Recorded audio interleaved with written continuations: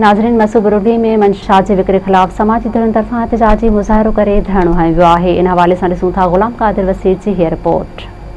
जी ते مسوڀرڳڙي में मुख़्तलिफ़ सियासी समाजी तंज़ीमनि पारां कल हैदराबाद रूरल में वधंदड़ मंशियात जे आज़ार जे ख़िलाफ़ प्रेस क्लब अॻियां धरणो ॾिनो वियो आहे। अचो त हितां जे अॻवाननि सां महिराण टीवी पारां ॻाल्हि ॿोल करियूं त उन्हनि जो इन बारे में छा चवणु आहे। हैदराबाद ॿाराड़ी مسوڀرڳڙي टंडो जामा नारे जानी हटड़ी वाणकी वसिया उते जेका मंशियात सरेआम हली रही है, जेको असां सम्झूं था त इदारनि जी सरपस्ती में हले थी, पुलिस उन ते को बि एक्शन नथी खणे ऐं जेके उन्हनि जा पर्सनल पंहिंजा मुक़ररु कयल आहिनि जेके बाहवार याफ़्तावार मंथली वसूल कनि था।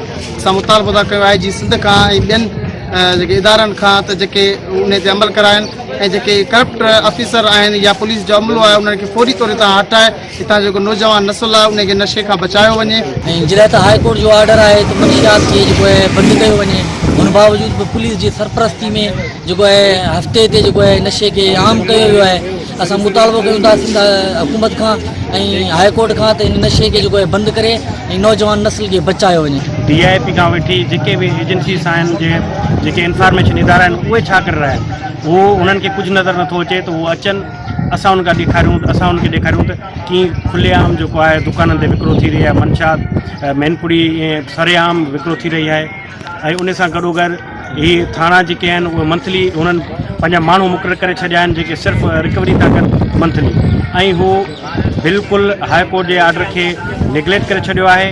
असां सुप्रीम कोर्ट खां, हाई कोर्ट खां ऐं मुस्तफ़ आला खां इहो अपील था करियूं त उहो जेको हाई कोर्ट जो ऑर्डर आहे उन ते अमल कराइनि ऐं जेका ईंदड़ नसुल आहे उनखे मंशा जे बीमारियुनि खां, कैंसर ऐं ॿियनि बीमारियुनि खां बचाइनि। पुलिस ऐं सियासी मां जे सरपरस्तीअ में मंशियात आॾा हैदराबाद हल्के ॿाराड़ी में हलाया पिया वञनि। असीं मुतालबो था कयूं त टंडो केसर, टंडो हैदर, हटड़ी, مسوڀرڳڙي ऐं ॿिया वाणकी वसी ऐं ॿिया जेके इलाइक़ा आहिनि नंढा वॾा उतां मंशियात ख़तमु करे नौजवान नस्ल खे बचायो। कैमरामैन अमजद विगो सां गॾु ग़ुलाम क़ादिर वसीर, महिराण टीवी, مسوڀرڳڙي।